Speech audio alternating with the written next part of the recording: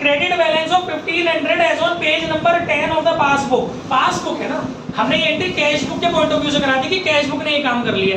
बेटा पासबुक ने क्या करा, बैंक ने क्या करा, एक पेज के बैलेंस को दूसरे पेज पे डेबिट दिखा दिया। तो पहले काम कहाँ पे हुआ है, लॉजिक वही है पूरा। पासबुक में मैंने बोला था डेबिट का मतलब क्या होता है, हमारा नुकसान। तो बैंक हमारा नुकसान कैसे करेगी, हमारा बैलेंस माइनस करके।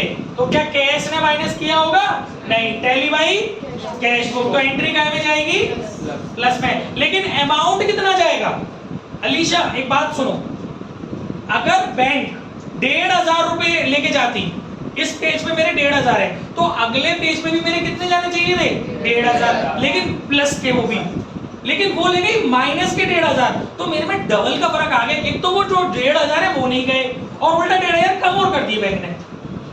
जो मेरे प्लस के 1500 थे वो कितने के कर दिए बैंक ने, माइनस के 1500 कर दिए। 1500 तो लेने के, अलबत्ता माइनस और कर दिए 1500। तो मेरा डबल बैलेंस कम हो गया। तो फर्क जितने से आएगा वो कितने से आएगा, 3000 से। 1500 जो माइनस उसने अननेसेसरी कर दिया है उसको खत्म करने के लिए, और 1500 जो मेंटेन करना था नेक्स्ट पेज पे उसको मेंटेन करने के लिए। तो इस तरीके से जब भी आप एक पेज से दूसरे पेज पर जाते हैं और आपने केवल वो गलत कर दिया होता है साइन या बैलेंस, तो आपको डबल अमाउंट से एंट्री करनी पड़ेगी। एक अमाउंट चाहिए होगा आपको जो नेगेटिव, जो आपने अपोजिट काम कर दिया है उसका इंपैक्ट खत्म करने के लिए, और दूसरा अमाउंट आपको चाहिए होगा जो काम एक्चुअली करना था। भाई अगर मैं एंट्री 1500 से करूंगा, देखो मैं आपको और इजी लैंग्वेज में समझा देता हूं। सपोज मेरा बैलेंस है 10,000, कितना बैलेंस है बेटा मेरा, 10,000। नेक्स्ट पेज पर मैं इस बैलेंस को गलती से 8,000 ले गया, तो मेरा कितने का फर्क आएगा, मतलब मैं इसको ले गया, मतलब मेरा बैलेंस था 1 लाख प्लस 10,000, मुझे ये ले जाना था 1 लाख प्लस 10,000। नेक्स्ट पेज पे मैं क्या ले गया, 1 लाख माइनस 10,000 ले गया।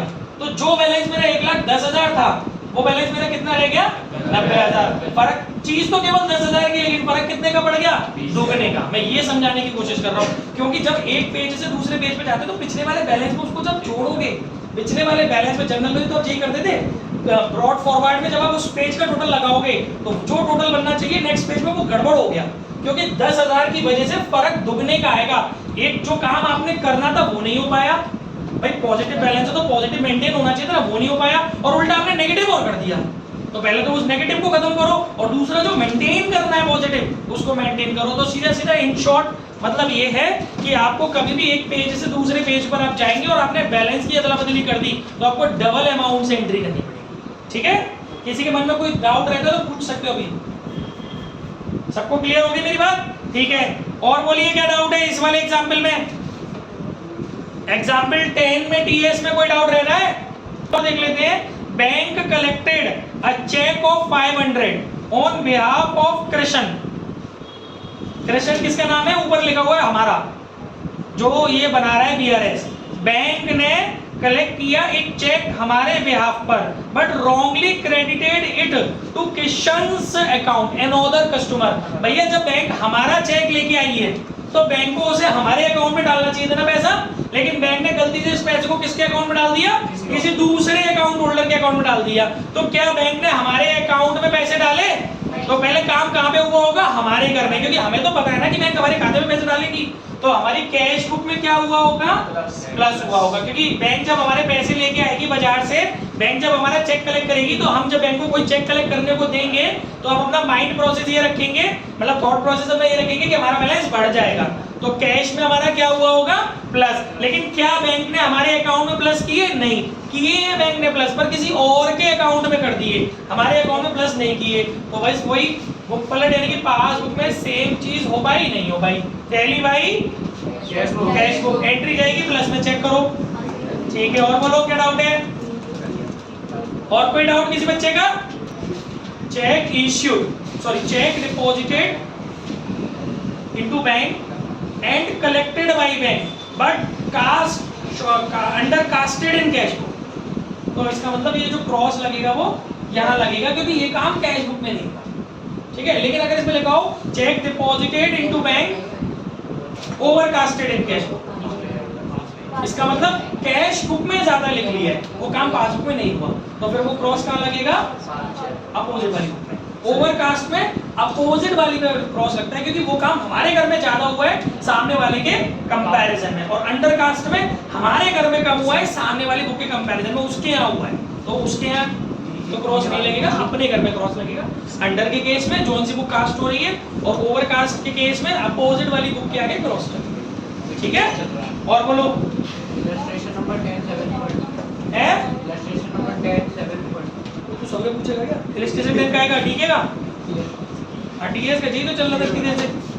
Bank wrongly recorded cash deposit of इतना एज इतना, कुछ भी हो, एक अमाउंट है वो मैं पढ़ नहीं रहा, बैंक ने गलती से, मतलब हम बैंक में कैश डिपॉजिट करने गए थे, अलीशा जान दो, हम अपनी बैंक में कैश डिपॉजिट करने गए थे, ठीक है, तो बैंक ने गलती से अमाउंट कुछ की जगह कुछ डाल दिया मेरे अकाउंट में, लेकिन बैंक को अपनी गलती का एहसास भी हो गया, इसमें लिखा है the error was rectified by the bank on 30 मार्च, हम 31 मार्च तक का बना रहे हैं। बैंक ने ये जो गलती की है ना, वो डेट के अंदर अंदर सही भी कर ली, तो क्या करेगा, एंट्री करेगा, क्या एंट्री होगी इसकी, कुछ नहीं भाई, बैंक ने गलती की, डेट के अंदर सही कर ली, और हमारे यहाँ तो गलती हुई नहीं है, और बैंक के यहाँ भी नहीं हुई अल्टीमेट वो गलती, क्योंकि बैंक ने गलती की थी, लेकिन डेट के अंदर अंदर उस गलती को रिवर्स करके काम खत्म कर दिया बैंक ने, तो ना बैंक में कुछ लफड़ा हुआ, ना अपने में कोई लफड़ा हुआ, क्योंकि बैलेंस जो हमें चेक करना है वो 31 मार्च को चेक करना है, 31 मार्च तक तो बैलेंस करेक्ट हो तो गया, तो इसकी एंट्री नहीं होगी, ठीक है, करीबी नहीं है ना इसकी एंट्री।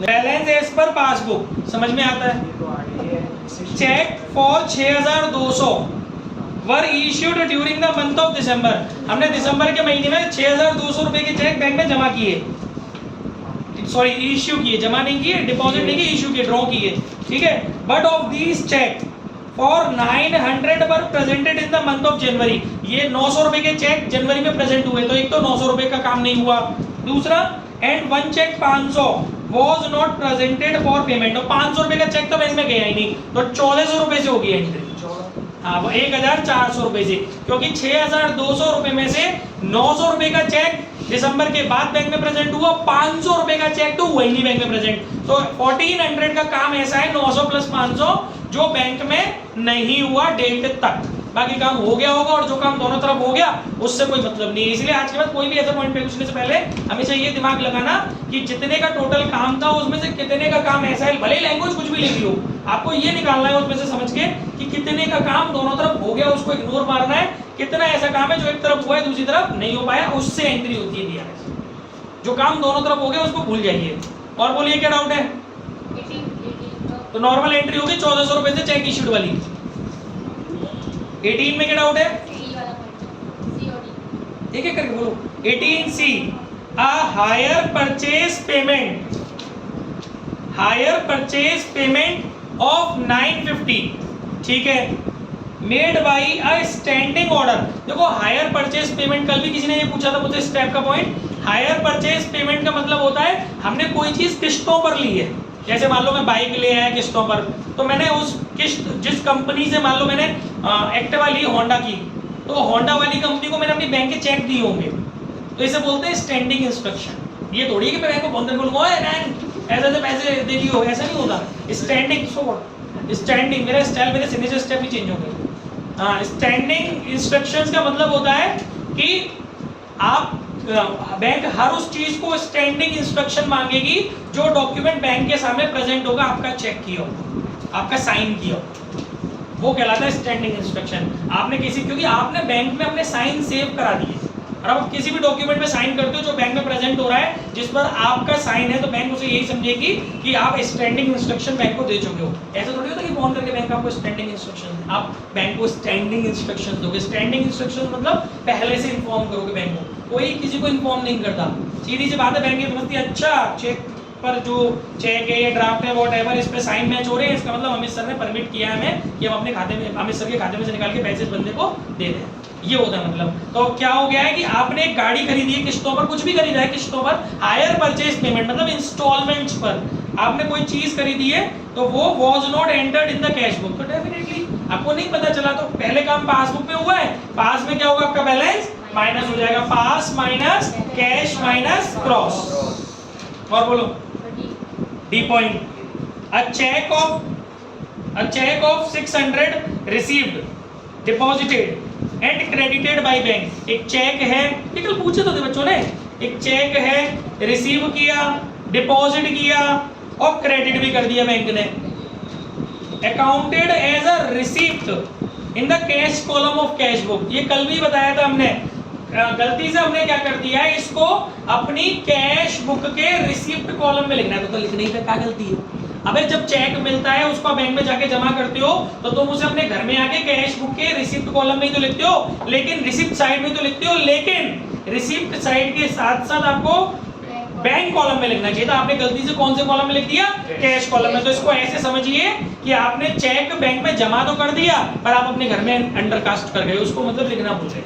तो कैश प्लस उसी के आगे क्रॉस, क्योंकि आपके घर में गलती हुई है। आपने रिसिप्ट साइड के बैंक कॉलम में लिखने के बजाय सृष्टि रिसिप्ट साइड के कैश कॉलम में लिख दिया।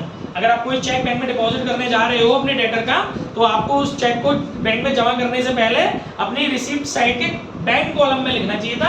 आपने उसको कैश कॉलम में लिखा है, तो क्या वो बैंक कॉलम में लिखा गया? नहीं लिखा गया। इट मींस कि बैंक ने तो वो चेक आपके अकाउंट में क्रेडिट कर दिया, वहां लिखा है, यानी पास ने तो प्लस कर दिया है, पास में प्लस हो गया है, बट कैश में प्लस हुआ नहीं हुआ।